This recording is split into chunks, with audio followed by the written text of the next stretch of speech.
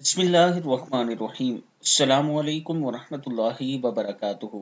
रसूल अकरम सल्लल्लाहु अलैहि वआलिहि वसल्लम ने फरमाया, जो शख्स ये दुआ पढ़ ले, ये दुआ इतनी खूबसूरत है, अगर आप ये पढ़ लेते हैं तो इसका आपको बहुत फायदा होगा।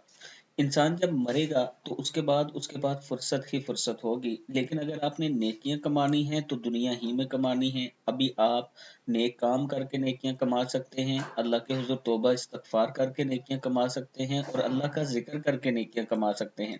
तो अल्लाह का जिक्र ये खूबसूरत जिक्र है, सुब्हानल्लाहि वल्हम्दुलिल्लाहि वला इलाहा इल्लल्लाहु वल्लाहु अकबर वला हौला वला कुव्वता इल्ला बिल्लाह। जो ये पढ़ा करे, क्योंकि ये बाकियात सालिहात यानी बाकी रहने वाली नेकियां हैं, और गुनाहों को इस तरह झाड़ देती हैं जिस तरह दरख्त अपने पत्ते झाड़ता है, और ये जन्नत के खजानों में से एक खजाना है। ये जो दुआ है ये जन्नत के खजानों में से एक खजाना है।